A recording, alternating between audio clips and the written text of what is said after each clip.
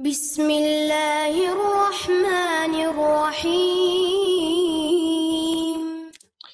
Maka dilanjutkan, seandainya tidak ada ajal yang ditentukan oleh Allah, mereka itu tidak mau sebenarnya.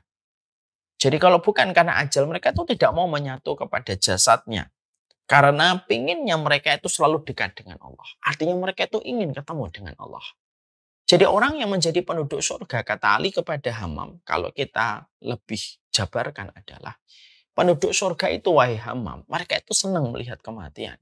Karena mereka tahu di balik kematian itu mereka akan menjumpai Allah.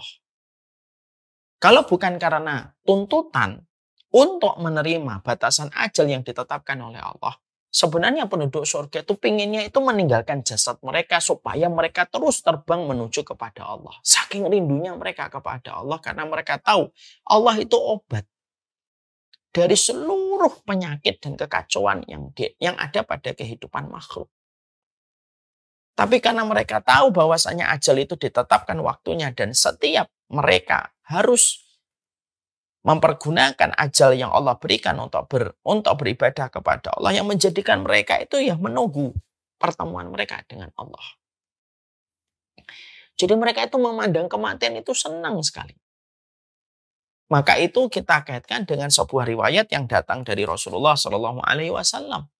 Ketika Rasulullah mengatakan, faman ahabba liqa Allah, ahabba liqa'ah. Faman kariha liqa Allah, karihallahu liqa'ah. Siapapun yang senang berjumpa dengan Allah, nanti Allah senang berjumpa dengan dia. Tapi siapapun yang dia benci berjumpa dengan Allah, maka Allah pun lebih benci berjumpa dengannya. Dan salah satu rasa senang ketika berjumpa dengan Allah, ya ketika kita harus melewati kematian, kita tidak membenci kematian. Karena kita tahu, di balik pintu kematian itu kita akan dipertemukan dengan Allah. Ya. Dilanjutkan oleh Ali. Di mata mereka, yang paling besar itu hanyalah Allah. Jadi kalau mereka dicemooh, dihinakan orang gitu ya, mereka tidak akan pernah peduli itu. Selama mereka tahu bahwasanya apa yang mereka lakukan itu bagian dari kebenaran, bagian dari ilmu, dan bagian dari upaya mereka sudah memberikan akhlak. Jadi mereka itu yang paling besar itu hanyalah Allah. Sehingga kalau mereka kehilangan dunia, maka mereka menganggap remeh itu. Kehilangan dunia itu cuma dunia saja. Karena yang paling besar itu setiap waktunya itu adalah Allah. Makanya saya teringat kepada Imam Asy-Sya'bi. Imam Asy-Sya'bi itu ulama besar. Imam Asy-Sya'bi itu termasuk ulama besar di kalangan tabi'in. Imam Az-Zuhri itu mengatakan ada 4 ulama besar. Yaitu adalah Imam Asy-Sya'bi, Hasan Al-Basri, Sa'id bin Zubair, Sa'id bin Musayyib, dan Makhul. Maka Sya'bi itu beliau itu dari episode hidupnya itu pernah dihujat orang, dicela habis-habisan. Padahal beliau ulama besar. Di mana setiap para ulama itu hormat, respek sama Imam Asy-Sya'bi. Lah ada orang tuh mencela beliau. Yang menarik adalah cara beliau merespon celaan yang ditujukan kepadanya. Caranya begini. Makhul itu berkata,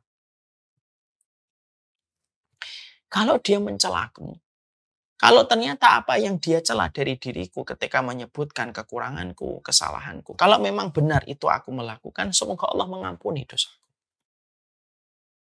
Tapi kalau ternyata celaan dia kepada diriku ternyata tidak terbukti, semoga Allah mengampuni dirinya. Yang menarik perkataan Imam Asy-Sya'bi itu apa? Dikembalikan semuanya kepada Allah. Ya kalaupun memang benar, Allah mengampuni saya. Kalau itu salah, semoga Allah mengampuni kamu. Sehingga orang-orang yang mereka sudah jatuh hati kepada akhirat, sifat mereka itu adalah yang paling besar itu Allah. Ya sudah, selama mereka terkoneksi dengan Allah itu tidak ada yang bisa membahayakan mereka. Selama mereka terus bisa merasa terkoneksi dengan Allah. Karena itulah, mereka sudah berada pada fitrahnya dan fitrah makhluk itu tersambung dengan Khalik. Dilanjutkan. Sedangkan selainnya itu terlalu kecil. Hati mereka kaya. Jadi yang dikayakan oleh Allah itu hati mereka. Kalaupun mereka miskin, hatinya kaya. Kalau mereka berlimpah hartanya, maka berlimpahnya harta itu tidak bisa mengalahkan Allah yang mengkayakan hatinya. Hati mereka kaya. Hati mereka kaya. Sehingga ketika mereka hatinya kaya, mereka penuh dengan rasa cukup. Karena sesungguhnya dalam kehidupan duniawi, penentu itu kembali kepada hati. Kalau hatinya sudah merasa cukup, kan tidak butuh yang haram. Makanya Allah kayakan hati mereka. Dilanjutkan sama Ali. Orang muslim itu selamat dari tangan dan lisan mereka. Jadi kalau penduduk surga itu harus ingat. Sifatnya penduduk surga yang masih hidup di dunia itu apa? Orang muslim itu kalau di dekatnya selamat dari ucapannya dan selamat dari tindakannya. Lah kalau kita hidup lalu merasa kita sebagai pengikut Shiratal Mustaqim, tapi ternyata orang di dekat kita tidak selamat dari lisan kita dan tidak selamat dari perbuatan kita. Bukan itu sifat penduduk surga. Bukan itu orang yang mendapatkan sifat an'amta alaihim. Karena kalau seorang muslim itu sudah dicatat namanya sebagai penduduk surga, sifat yang ada pada hidup mereka itu adalah orang muslim itu kalau di dekatnya itu selamat, tetangganya jadi selamat, tetangganya senang sama dia. Kenapa? Semua yang datang dari dirinya membawa keselamatan untuk orang lain. Al-muslim man salimal muslimun min lisanihi wa yadihi. Orang muslim itu orang yang mampu mendatangkan keselamatan bagi muslim yang lain dengan tangan dan mulutnya. Dilanjutkan oleh Allah. Mereka itu rela menderita sebentar di dunia. Mereka rela menderita sebentar di dunia. Untuk supaya mereka bisa berbuka di akhirat ketika nanti di surga. Sebagaimana maknanya orang puasa. Orang puasa itu rela menahan laparnya untuk menikmati makanan ketika berbukanya. Lah penduduk surga itu kata Ali, mereka itu adalah orang yang rela menderita di dunia. Tidak apa-apa di dunia. Untuk sebuah kesenangan besar dalam kehidupan di akhirat. Makanya Imam Asy-Syafi'i lalu pernah mengatakan, tidaklah seorang mukmin yang Allah cabut satu nikmatnya, kecuali Allah pasti balas di akhirat dengan jauh lebih besar dari ekspektasi pikirannya. Ya. Maka mereka itu rela menderita pada waktu berpuasa, rela menderita untuk menjaga dirinya dari pergaulan bebas, rela menderita untuk sabar ketika didolimi, rela untuk menderita ketika harus memberikan hartanya di jalan-jalan Allah, padahal hawa nafsunya itu menuntut dia genggam aja itu uang, genggam aja jangan dikasih. Rela menderita untuk berpisah sementara dengan hartanya ketika dia yakin akan ketemu lagi dengan harta itu. Rela menderita di waktu malam ketika harus bangun malamnya. Rela menderita untuk menutup auratnya dan ditutup bagaimana hijab untuk dirinya dengan rasa gerah dan panas yang didapatkan. Rela menderita mendidik anaknya. Rela menderita tidak menjadi populis pilihannya. Tidak menjadi populis pendapatnya. Mereka rela itu. Mereka rela. Kalau semuanya dunia saja mereka rela untuk menderita selama mereka tahu bahwasanya mereka mendapatkan kenikmatan yang panjang. Mereka sibuk dengan perniagaan yang menguntungkan. Artinya mereka itu selalu berdagang sama Allah. Karena mereka tahu berdagang sama Allah itu adalah perdagangan yang pasti itu untungnya jauh lebih besar. Sebagaimana sering saya sampaikan kan, kita sholat subuh, kita sholat sunnah fajar aja lebih baik daripada dunia dan isi-isinya.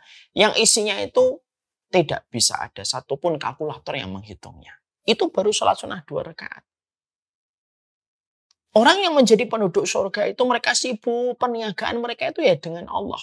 Apapun itu diniatkan untuk menjadi dagangan mereka sama Allah. Ngasih hadiah sana, mereka niatkan untuk Allah. Mereka ngasih ini, mereka niatkan untuk Allah. Semuanya diniatkan untuk Allah semata. Sebagai bentuk bagaimana mereka itu terus mengingat Allah dan menjadikan Allah itu tujuan dalam setiap apapun yang mereka perbuat. Lalu dikatakan, dunia itu menginginkan mereka, tapi mereka itu tidak menginginkan dunia berlebihan kecuali mengambil sesuai kadarnya dan menepis yang haram. Ya. Waktu malam mereka jauh lambungnya dari tempat tidur. Jauh lambungnya dari tempat tidur. Saking begitu mereka tenggelam pada sujud yang mereka lakukan, pada khusyuknya mereka ketika membaca Quran. Kalau mereka membaca Quran, kata Ali, kalau mereka melewati ayat-ayat yang menceritakan tentang rahmat, mereka berhenti. Mereka minta surga kepada Allah. Kalau mereka melewati ayat-ayat yang menceritakan tentang adab Allah dan kengerian neraka, mereka berhenti, mereka menangis, mereka memohon perlindungan kepada Allah dari api neraka. Ya. Dan ketika mereka tampil, mereka itu sebagai orang-orang yang bertakwa. Tapi mereka suka menyembunyikan amal kebaikan mereka. شكرا يا ربي شكرا هديت قلبي شكرا